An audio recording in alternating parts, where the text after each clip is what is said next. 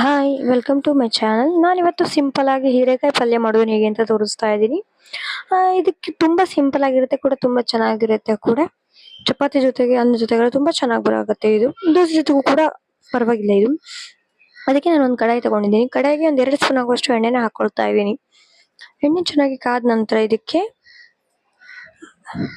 1 spoon ಆಗುವಷ್ಟು ಸಾಸಿವೆ, ಹಾಗೆ 1 ಸ್ಪೂನ್ ಆಗುವಷ್ಟು ಉದ್ದಿನ ಬೇಳೆ ಮತ್ತೆ 1 ಸ್ಪೂನ್ ಆಗುವಷ್ಟು ಕಡಲೆಬೇಳೆನ ಹಾಕಿ ಚೆನ್ನಾಗಿ ಫ್ರೈ ಮಾಡ್ಕೊಳ್ತೀನಿ ಇದನ್ನ.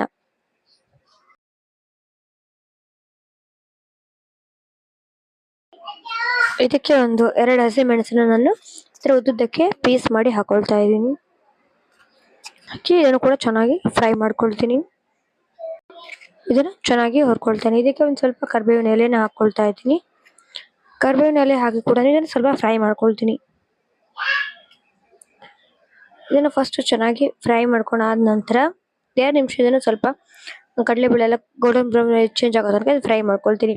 ಅದಾದ ನಂತರ ಒಂದು ಈರುಳ್ಳಿನ ಮೀಡಿಯಂ ಸೈಜಿನ ಈರುಳ್ಳಿ ಚಿಕ್ಕ ಚಿಕ್ಕದಾಗಿ ಹೆಚ್ಚಿಕೊಂಡು ಹಾಕೊಳ್ತಾ ಇದ್ದೀನಿ. ಅದನ್ನು ಕೂಡ ಚೆನ್ನಾಗಿ ಫ್ರೈ ಮಾಡ್ಕೊಳ್ಬೇಕು.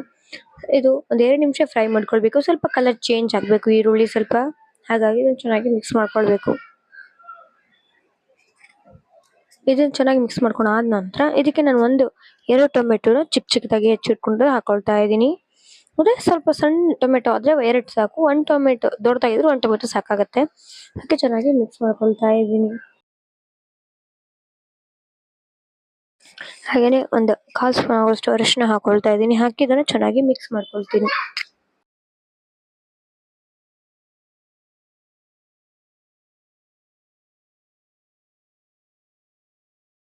ಟೊಮೆಟೊ ಸಾಫ್ಟ್ ಆದ ನಂತರ ಇದಕ್ಕೆ ಹೆಚ್ಚಿಟ್ಕೊಂಡಂತ ಹೀರೆಕಾಯಿನ ಹಾಕೊಳ್ತಾ ಇದ್ದೀನಿ.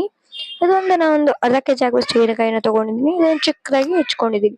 ಇದನ್ನ ಈಗ ಚೆನ್ನಾಗಿ ಮಿಕ್ಸ್ ಮಾಡ್ಕೊಳ್ತಾ ಇದ್ದೀನಿ.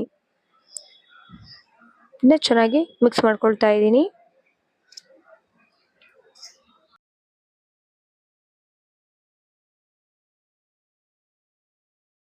ಚೆನ್ನಾಗಿ ಮಿಕ್ಸ್ ಮಾಡ್ಕೊಂಡಾದ ನಂತರ ಇದಕ್ಕೆ ರುಚಿಗೆ ತಕ್ಕಷ್ಟು ಉಪ್ಪನ್ನು ಹಾಕೊಳ್ತಾ ಇದ್ದೀನಿ. ಇದಕ್ಕೆ ಮತ್ತೇನು ಎಕ್ಸ್ಟ್ರಾ ಹುಳಿ ಹಾಕೊಳ್ತಾ ಇಲ್ಲ, ಟೊಮೆಟೊ ಹಾಕೊಂಡಿದ್ದೀನಲ್ವಾ ಅಷ್ಟೇ ಸಾಕು ಅಂತ ಹೇಳಿ.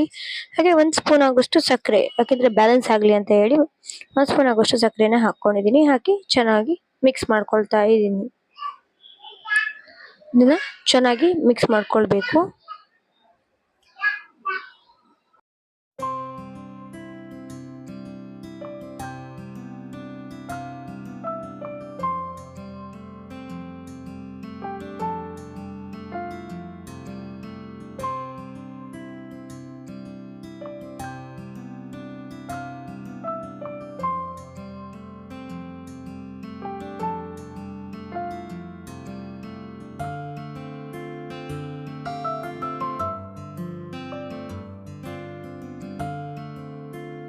ಎಕ್ಸ್ಟ್ರಾ ನೀರೇನು ಬೇಕಾಗಲ್ಲ. ಹೀರೆಕಾಯಿನೇ ತುಂಬಾ ಚೆನ್ನಾಗಿ ನೀರು ಬಿಟ್ಕೊಳ್ಳುತ್ತೆ ಇದು.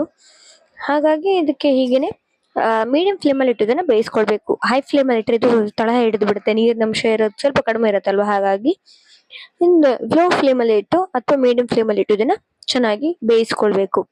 ಸ್ವಲ್ಪ ಸ್ವಲ್ಪ ಹೊತ್ತಿಗೆ ಇದನ್ನ ಈ ತರ ಮಿಕ್ಸ್ ಮಾಡ್ಕೊಳ್ತಾನೆ ಇರಬೇಕು. ನನ್ನ ಚಾನಲ್ನ ನೀವು ಹೊಸಬರು ನೋಡ್ತಾ ಇದ್ರೆ ಪ್ಲೀಸ್ ಸಬ್ಸ್ಕ್ರೈಬ್ ಮಾಡಿ. ಹಾಗೆ ಪಕ್ಕದ ಬೆಲ್ ಐಕಾನ್ ಪ್ರೆಸ್ ಮಾಡೋದ್ರಿಂದ ಪ್ರತಿಯೊಂದು ವಿಡಿಯೋಸ್ ನಿಮಗೆ ಅಪ್ ಟು ಡೇಟ್ ಬರ್ತಾ ಇರುತ್ತೆ. ಅದಾದ ನಂತರ ಒಂದು ಅರ್ಧ ಕಪ್ ಆಗುವಷ್ಟು ಕಾಯಿ ತುರಿನ ಹಾಕೊಳ್ತಾ ಇದ್ದೀನಿ. ಹಾಕಿ ಚೆನ್ನಾಗಿ ಮಿಕ್ಸ್ ಮಾಡ್ಕೊಳ್ತೀನಿ. ಕಾಯಿ ತುರಿ ಹಾಕಿದ್ಮೇಲೆ ಒಂದು 2 ರಿಂದ 3 ನಿಮಿಷ ಚೆನ್ನಾಗಿ ಫ್ರೈ ಮಾಡ್ಕೊಳ್ಬೇಕು. ಯಾಕೆ ಅಂದ್ರೆ 2 ರಿಂದ 3 ನಿಮಿಷ ಫ್ರೈ ಮಾಡ್ಕೊಂಡ್ರೆ ಸಾಕಾಗತ್ತೆ. ಈಗ ಹೀರೆಕಾಯಿ ಪಲ್ಯ ರೆಡಿ ಆಗಿದೆ. ಇದು ನಿಮ್ಗೆ ಇಷ್ಟ ಆಗಿದ್ರೆ ಪ್ಲೀಸ್ ಲೈಕ್ ಮಾಡಿ, ಶೇರ್ ಮಾಡಿ, ಕಮೆಂಟ್ ಮಾಡಿ. ಹಾಗೆ ಪಕ್ಕದಲ್ಲಿರೋ ಬೆಲ್ ಐಕಾನ್ ಪ್ರೆಸ್ ಮಾಡೋದನ್ನ ಮರಿಬೇಡಿ.